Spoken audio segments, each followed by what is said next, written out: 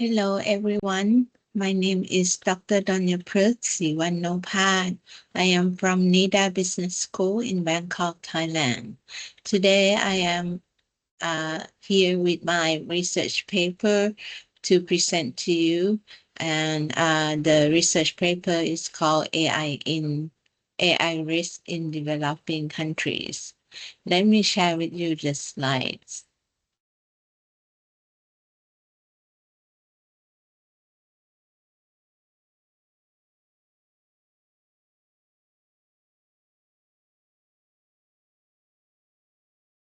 So when we talk about AI risk in developing countries, this is what I want to show you about my contact information. For developing countries, AI promises opportunities to leapfrog infrastructural barriers, boost productivity, and enhance service delivery. Nevertheless, these promises come with significant risks. Unlike their developed counterparts, many developing countries lack the regulatory, economic, and educational frameworks necessary to manage the complexities AI introduces. As such, the dangers posed by AI, if not proactively addressed, may deepen existing socio-economic inequalities and create new forms of dependency and exploitation. About the research methodology, this research is exploratory in nature. So the proper method for this kind of research is the qualitative research with primary or secondary data from different reliable sources.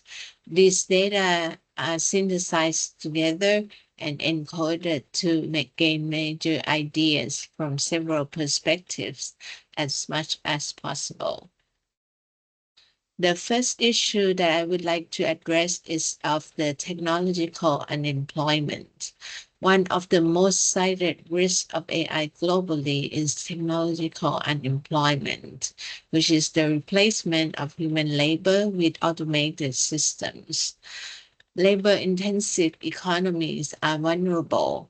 Many developing economies are heavily reliant on low-skilled, labor-intensive jobs such as manufacturing, agriculture, and services. AI-driven automation could displace millions of workers whose livelihoods depends on these sectors. We have seen examples, especially in Thailand. Limited safety nets. Unlike developing countries with robust social welfare systems, many developing nations lack the safety nets needed to support displaced workers. This result could be rising unemployment, social unrest, and widening poverty gaps. And also, we also have the skills gap for AI-driven economy because as I mentioned earlier, our labor are low skill and labor intensive. So we don't have the intelligence enough at the level that could use the AI so effectively. So there are skills gap in the AI driven economy. The second issue is of the bias and discrimination. There could be the cultural misalignment of AI systems. AI technologies developed by the global north may not account for cultural, linguistic, and social nuance in the global south, leading to misinterpretation or marginalization.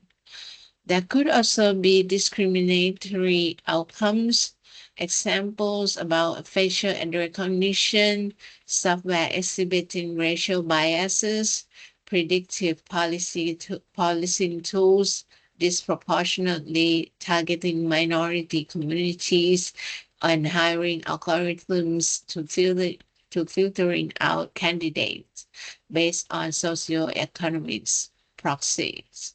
In developing countries where oversight mechanisms are weak, such discriminatory practices can go unchecked. The third one is algorithmic colonialism concerns. There is a risk of algorithmic colonialism, where tech giants exploit AI systems to developing countries without local input, creating a form of digital dependency. The third issue is the security vulnerabilities. The weak cybersecurity infrastructure could be one of them. Developing countries often have underdeveloped cybersecurity ecosystems, making AI systems vulnerable to hacking, manipulation, and cyber warfare. Threats, deepfakes, disinformation, hacking.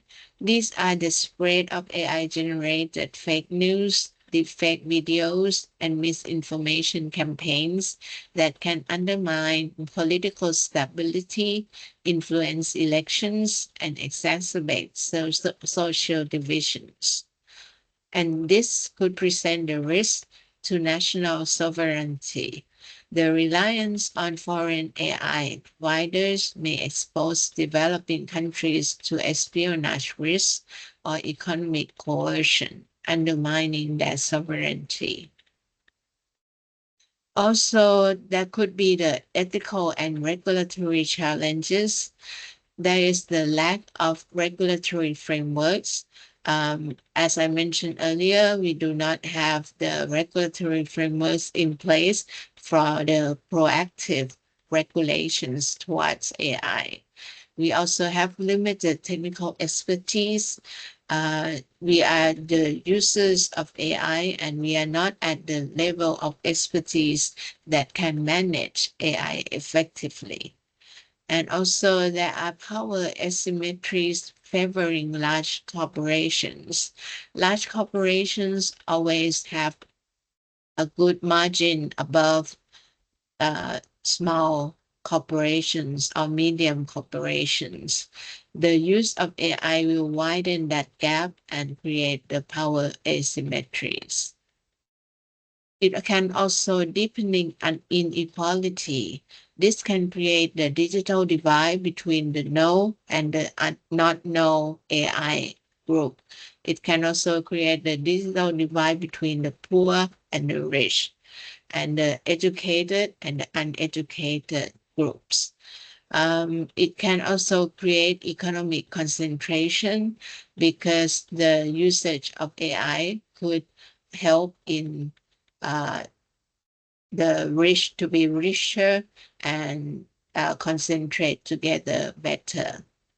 Also, there are gaps in education and skills. As I mentioned earlier, this could be widening because of AI.